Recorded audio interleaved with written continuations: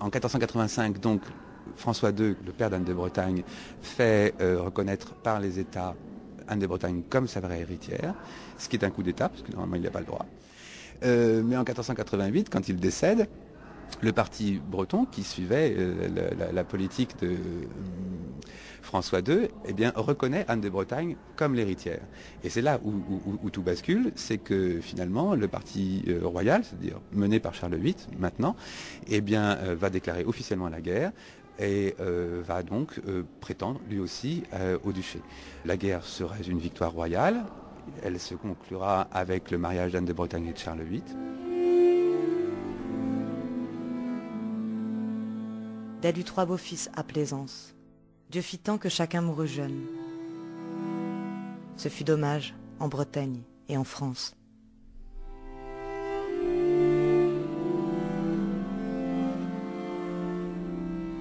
Et lors de ce contrat de 1491, au moment du mariage de Charles VIII et d'Anne de Bretagne, donc, on reconnaît en Anne de Bretagne des droits à hériter de la Bretagne. Ça permettait d'éviter tout problème avec d'autres prétendants à ce même héritage. Si Anne de Bretagne décédait avant le roi de France, eh bien le roi de France récupérait tous les droits sur la Bretagne. Et par contre, si Charles VIII décédait avant Anne de Bretagne et sans héritier mâle, eh bien Anne de Bretagne devenait l'héritière complète du duché. Mais à la seule condition qu'elle épouse un nouveau roi de France. Si elle refusait d'épouser ce nouveau roi de France, eh bien, elle perdait ses droits et on recommençait la guerre comme ça s'était passé 10 ans plus tôt.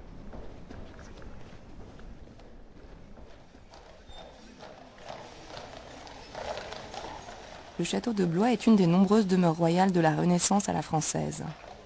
On trouve sur sa façade, dans ses couloirs et au-dessus des manteaux de ses cheminées, le porc-épic, emblème de Louis XII, ainsi que l'hermine bretonne et le A couronné, témoignage de la présence d'Anne de Bretagne. Donc évoquer Anne de Bretagne à Blois, c'est d'abord évoquer une reine de France, parce que on pense évidemment par son nom à ses origines bretonnes, au duché de Bretagne qu'elle incarne, mais c'est aussi la seule femme qui dans sa vie aura été 2 fois reine de France, par son premier mariage avec Charles VIII, et puis ensuite par son remariage avec Louis XII. C'est cette seconde union que permet d'évoquer le château de Blois. Après la mort de Charles VIII, le 7 avril 1498, Anne est retournée dans ses terres bretonnes pour se réaffirmer comme duchesse quasi souveraine de ces terres de l'Ouest, et notamment de Nantes et à Rennes. Et se conclut finalement le second mariage avec Louis XII, qui avait été prévu par contrat. Une fois Louis XII lui-même dégagé de son précédent mariage avec Jeanne de France, la fille de Louis XI, annulé en décembre 1498, un contrat de mariage est tout de suite signé avec Anne de Bretagne. Des noces sont célébrées pratiquement à la sauvette à Nantes le 8 janvier 1499. C'est donc dans ce château en chantier qu'arrive le couple royal, Louis XII et Anne de Bretagne. Le chantier est sans doute déjà suffisamment avancé et en tout cas, au cours de cette même année 1499, au mois de mars, le mariage sera à nouveau en quelque sorte célébré avec beaucoup plus de faste qu'il n'avait pu l'être à Nantes.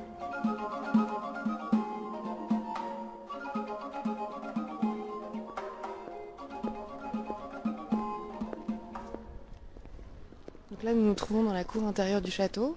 Voilà, nous sommes entrés dans la cour intérieure du logis royal. Nous nous retournons pour voir la façade sur la cour de l'aile Louis XII que nous venons de traverser sous le porche.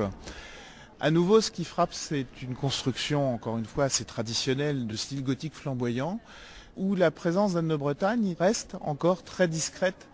C'est une des questions sur laquelle les historiens s'interrogent, c'est quelle place précise occupe la reine en France, quel est son rôle, y compris dans les constructions, par exemple, dans les grands chantiers royaux, à Amboise au temps de son union avec Charles VIII, et puis à Blois.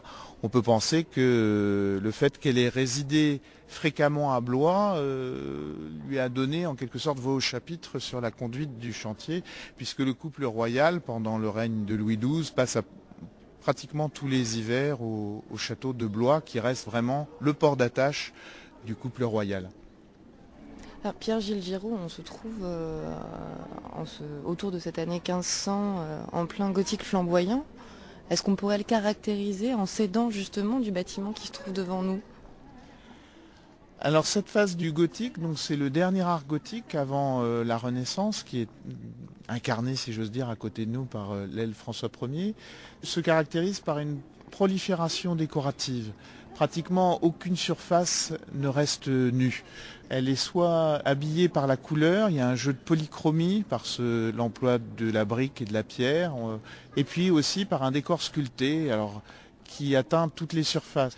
Mais sinon, on trouve des trilobes ou des quadrilobes, des culots sculptés avec des figures de personnages facétieux, grotesques, ou des musiciens, ou des animaux fantastiques qui viennent encadrer chaque fenêtre.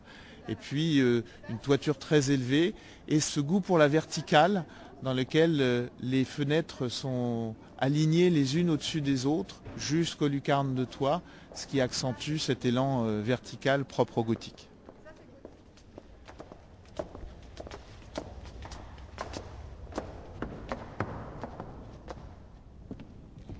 Thierry Crépin-Leblond, Anne de Bretagne ne s'est jamais rendue en Italie, mais elle a interagi très souvent avec des artistes italiens notamment. Alors effectivement, elle a eu des tableaux italiens, elle a également reçu beaucoup de cadeaux, mais elle a eu, je dirais, un comportement avant tout de reine de France, ancré dans l'art dominant de l'époque que montre l'exposition, qui est le gothique. Et elle s'est tournée avec ses maris successifs, vers l'acceptation de l'héritage antique. C'est-à-dire que nous, dans notre XXIe siècle, nous confondons un petit peu ce que ne faisaient pas les gens de l'époque, l'Italie contemporaine de la Renaissance et la volonté d'assumer le modèle antique dont la France se veut l'héritière. C'est-à-dire, Rome a été fondée par des Troyens en fuite. La dynastie française aussi, par le prince Francus, fils ignoré d'Hector, qui s'enfuit de Troie en flammes. Et pendant qu'Énée va fonder Rome, Francus va fonder la Gaule. Donc beaucoup de choses que nous trouvons italiennes dans l'art français des années 1500 sont en fait sciemment une référence à l'Antiquité, car les rois de France descendent des souverains troyens et sont donc l'équivalent des empereurs romains. Continuons.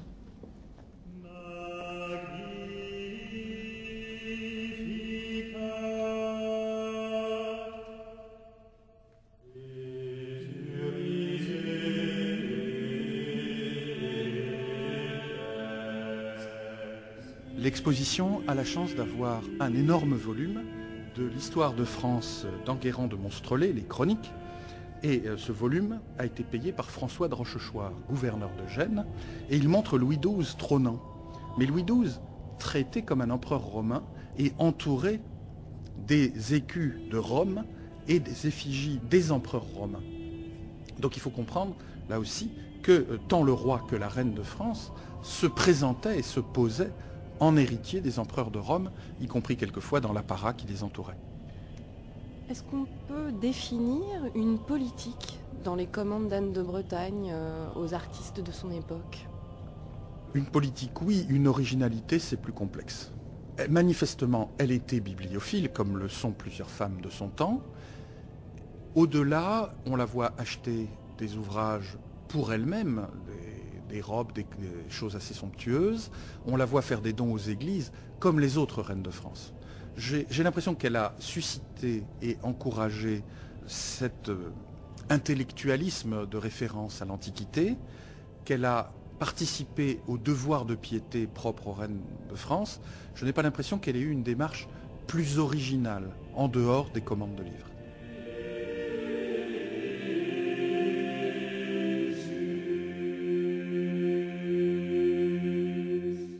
Les livres qu'on lit, et ça c'est la bibliothèque d'Anne de Beaujeu par exemple, ce qui était sa belle-sœur à l'époque de Charles VIII. Et si vous regardez les livres d'Anne de Beaujeu, c'est des livres écrits en vitesse, c'est pas du tout luxueux, on est dans la copie assez rapide, mais l'idée c'est d'acquérir le matériel, enfin la connaissance. Pour Anne de Bretagne, on n'a absolument pas ces choses-là. Et ce qu'on a, ce sont des livres extrêmement soignés, on a mis beaucoup de temps pour le copier, pour choisir le velin, et on est dans l'objet de luxe, parce que c'est une reine, et qu'on lui offrant cet objet de luxe, on lui renvoie ici une bonne image, et on espère en échange recevoir aussi beaucoup d'argent. Est-ce qu'elle a eu un rôle de mécène, même si le mot est très peu employé à cette époque-là, si important que cela, ou finalement entre-t-elle dans une tradition? Oui, elle rentre dans une d'intérêt. tradition. Elle rentre dans une tradition, c'est son boulot, c'est son métier. C'est plus remarquable avec elle qu'avec les autres parce que souvent, et notamment les précédentes reines comme Marie d'Anjou ou Charlotte de Savoie étaient des reines très discrètes. Ça ne veut pas dire pour autant qu'elles n'ont pas eu, elles aussi, un rôle de mécène. Quand on regarde leur bibliothèque, on s'aperçoit que finalement, elles en avaient vraiment une belle aussi. Mais il se trouve que la personnalité de leur époux, Charles VII et Louis XI, était si forte et si égocentrique que finalement on les a un peu oubliés. Mais Anne de Bretagne, du coup, puisqu'elle avait cette fortune personnelle, parce qu'elle avait gardé son douaire et qu'elle avait encore des droits sur la Bretagne, des droits financiers, et bien du coup a pu s'affirmer un peu plus. Mais elle s'est affirmée en tant qu'alliée à la monarchie, toujours. Hein. C'est-à-dire qu'elle va payer des artistes et des sculpteurs, notamment pour la création des tombeaux de ses parents ou de ses enfants. Elle va participer aussi au financement d'édifices religieux, mais ça ne veut pas dire pour autant qu'elle va être interventionniste là-dedans. Elle ne va pas choisir la sculpture, elle ne va pas choisir l'emplacement. Elle donne de l'argent. Elle est là comme une aide, puisque c'est vraiment ça, c'est un travail de soutien aux artistes. D'autre part, Anne de Bretagne avait hérité de son père une collection de reliques aussi. Elle adorait ça, les reliques. Elle avait des souliers de Saint-Denis, elle avait des cheveux d'ange, elle avait des plumes d'ange, enfin. Et tout ça allait dans les systèmes de reliquaires. Donc, du coup, dans l'achat aussi de pièces d'orfèvrerie. Elle a eu, comme les autres princesses de cette époque, une très belle collection particulière. Et elle a fait son métier de reine et son métier de mécène jusqu'au bout. Ça, c'est sûr et certain. Ça ne veut pas dire pour autant qu'elle lisait les livres qu'on lui offrait. On est dans la mentalité de la collectionneuse, plus que dans la famille érudite, même si on a prétendu longtemps qu'en plus du français et du breton, à partir du 19e, elle savait aussi le grec et le latin. C'est l'idée de la rareté de l'objet dans son cabinet de curiosité, plutôt que du désir de se nourrir d'un imaginaire ou d'une connaissance. Oui, nous pouvons continuer notre parcours, en fait, en évoquant deux moments où on peut voir le château de Blois vivre avec justement toute cette cour qu'on a un peu de peine à imaginer aujourd'hui et qui vont nous permettre de rentrer à l'intérieur des bâtiments.